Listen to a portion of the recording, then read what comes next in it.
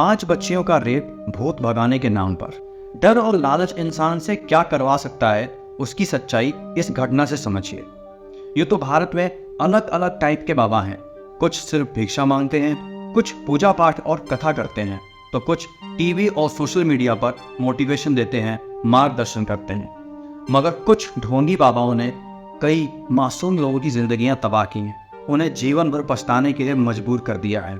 साल 2021, शहर पुणे। एक घर हवन के धुएं से भरा हुआ था। हर 5 मिनट बाद धुआं और बढ़ता जा रहा था। एक बाबा ने करीब आधे घंटे तक अकेले हवन करने के बाद घर की सबसे छोटी बच्ची को हवन कुंड के पास बिठा लिया। कुछ देर बाद बाबा अपनी जगह से उठा और बच्ची के पिता से बोला, इस पर प्रेत का साया है, मैं इसे अंदर ले जाकर पूजा करने वाला हूँ, क्या आपको कोई दिक्कत? बच्ची के पिता बोले, नहीं बाबा जी। बाबा कमरे में जाता है। कुछ देर बाद कमरे से बच्ची के चीखने की आवाज आती है। घर वालों को लगता है कि भूत शरीर छोड़ रहा है। आधे घंटे बाद बच्ची रोती हुई बाहर आई और परिवार के लोगों ने बाबा के पैर छुए, उसे पैसे देकर के विदा किया। 1.5 महीने बाद बाबा ने ऐसा ही हवन परिवार की दूसरी बच्ची के साथ किया। उसके 1.5 महीने बाद तीसरी बच्ची के साथ। ऐसा 6 महीने तक वो घर की 5 बच्चियों के साथ करता रहा। इन सभी बच्चियों की उम्र 5 साल से 15 साल के बीच थी। 6 महीने बाद बाबा ने एक नई पूजा कराने की बात कही। इसके लिए उन बच्चियों के पिता के बड़े भाई की दूसरी बेटी, जिसकी उम्र तकरीबन 16 साल की थी, उसे 2 दिनों तक अपने घर पर रखा। पूरा दिन कांटेक्ट नहीं होने के बाद घर वालों ने खोजबीन शुरू की। उसके अगले दिन पुलिस को सूचना दी। फिर परतें खुली। पता चला कि वो बाबा इस बच्ची के साथ बीते 2 दिनों से रेप कर रहा था। उसके बाद इस बात का भी खुलासा हुआ कि परिवार की बाकी बच्चियों के साथ भी वो यही हरकतें करता था। उस परिवार की मुखिया यानी बच्चियों की दादी का कहना था कि तीनों बेटों को सिर्फ लड़कियां ही थीं, 2 बहुओं का तो ऑपरेशन भी करा दिया था। हमें लड़के का लालच भी नहीं था, लेकिन उस बाबा ने ना जाने क्या गुट्टी पिलाई। हम लोग उसकी बात मानते चले गए। मेरी मछली बहू की माँ उस बाबा को लेकर आई थी। बाबा कहता था घर में सिर्फ बेटियां हैं, उसकी पूजा से बेटा होगा, घर का कर्ज भी खत्म हो जाएगा। पहले उसने कहना शुरू किया कि मैं इन बच्चों का मामा हूँ। शुरू में 2-2.5 महीने पर आता था और सामने के मंदिर में 2 से 3 घंटा पूजा करता था। फिर धीरे धीरे घर में आने लगा। घर आकर उसने कहना शुरू किया कि ऐसा घर मैंने पहले नहीं देखा।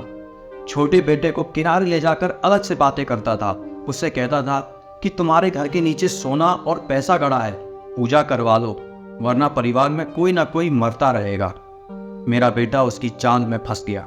शुरुआत में उसने हमारे पूर्वजों और परिवार के बारे में कुछ पुरानी बातें बताईं। हमें लगा कि इसके पास जरूर कुछ शक्ति है। वो कभी बाहर या कभी घर में आकर पूजा पाठ करके चला जाता था। जब भी आता तो 5,000 रुपये फीस भी लेता था। फिर धीरे धीरे बच्चों से घुलने मिलने लग गया, खुद को मामा कहलवाने लगा। एक दिन वो बिना बुलाए आया, पूजा पाठ का सामान मंगवाया, नारियल, नींबू, काला कपड़ा, सिंदूर वगैरह। उसने हवन और पूजा की। मेरी मझली भतीजी की तरफ इशारा करके कहने लगा, इस पर किसी ने टुटका कर दिया है, अगर दूसरी पूजा नहीं हुई तो 2 महीने में मर जाएगी। हम लोग डर गए। उसने रात भर मेरी भतीजी को हवन पर बिठाए रखा, डंडे से बहुत मारा। वो दर्द से चिल्लाती थी। हमें लगता था कि प्रेत भाग रहा है। इसके बाद वो लगातार घर में आने लगा और इसी बीच उसने जमीन के अंदर सोना और चांदी की बात कही और परिवार के बाकी लोगों पर तब तक 3 लाख का कर्जा हो चुका था। परिवार ने सोचा कि एक पूजा और करा लेते हैं, क्या पता कुछ पैसा मिल ही जाए। वो जब भी पूजा करने आता वो बच्चियों को बुलाता, उनको नींबू की माला पहना देता, कभी सिर पर नींबू काटता तो कभी पेट के बल सुलाकर पीठ पर। इसके बाद कमरे में धुआं कर देता और फिर उन्हें यहाँ वहाँ छूता था। इस पर लड़कियों की माँ का कहना था कि मेरी बेटी रोते हुए कमरे से निकलती थी, पूछने पर कुछ भी नहीं बोलती थी। जब बाबा बाहर निकलता था तो मैं उससे भी पूछती थी। वो कहता था, अरे उस पर भूत था, जब छोड़ता है तो ऐसा ही होता है। पहले ये सब बाहर के कमरे में ही करता था, लेकिन कुछ समय बाद वो बच्चियों को दूसरे कमरे में ले जाने लगा। बाबा पूछता था, अगर दरवाजा बंद करूं तो कोई प्रॉब्लम तो नहीं? हम लोग मजबूरी में हाँ कह देते थे। आपको ये सब मामा कहते हैं, आप पर भरोसा है। वो कमरे में जाता था और लाइट बंद कर देता था।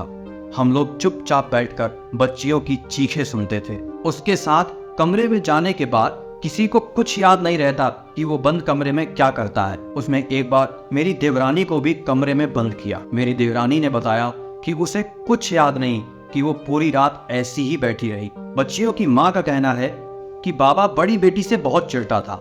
कहता था कि तुम्हारे घर में बहुत ज्यादा पैसा और सोना है, उसके लिए तुम्हें इस बेटी की बलि देनी पड़ेगी। अगर इसे बचाना है तो एक उपाय है, इसकी पूजा करवा लो। हम लोग डर जाते थे कि हमारी बेटियां और परिवार ठीक रहे, हमें कुछ नहीं चाहिए। वो जब भी आता था तब पैसे मांगता रहता था। उसके चक्कर में 5 लाख रुपए खर्च हो गए। उसने हमें इतना सताया कि हम दाने दाने को मोहताज हो गए। मैंने घर के सारे गहने बेचकर उसको पैसे दिए और वो हमारी बेटियों के साथ ऐसा घिनौना काम करता रहा। मुझे इस बात का सबसे ज्यादा दुख होता है कि माँ होकर के भी मैंने ऐसा कैसे होने दिया। पुणे में अंधश्रद्धा के उन्मूलन के लिए काम कर रहे देशमुख, जिनको इस मामले की जानकारी है, उनका कहना है कि बाबाओं का ये सिंपल पैटर्न है, या तो डर का कारोबार करो या लालच का।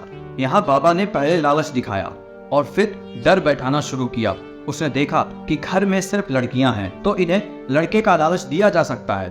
उसने तकरीबन 5 लाख रुपए पूजा और अपनी फीस के नाम पर खर्च करा दिए। उनको डराया कि अगर पूजा नहीं कराई तो बच्चों को खो दोगे।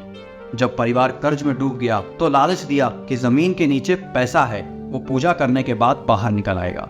परिवार इस ट्रैप में फंसता चला गया और फिर जो हुआ वो सबके सामने है। मैं आपको बता दूं कि इस मामले में पॉक्सो एक्ट के तहत बाबा पर मुकदमा दर्ज हुआ है और वो अभी जेल में है।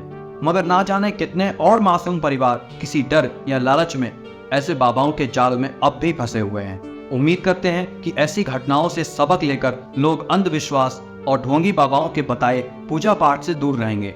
अगर ये वीडियो पसंद आई हो तो please like, comment, share and subscribe this channel और बेल आइकन को प्रेस करना ना भूलें ताकि आपको हमारे चैनल की नोटिफिकेशन सबसे पहले आए। मिलते हैं अगले वीडियो में।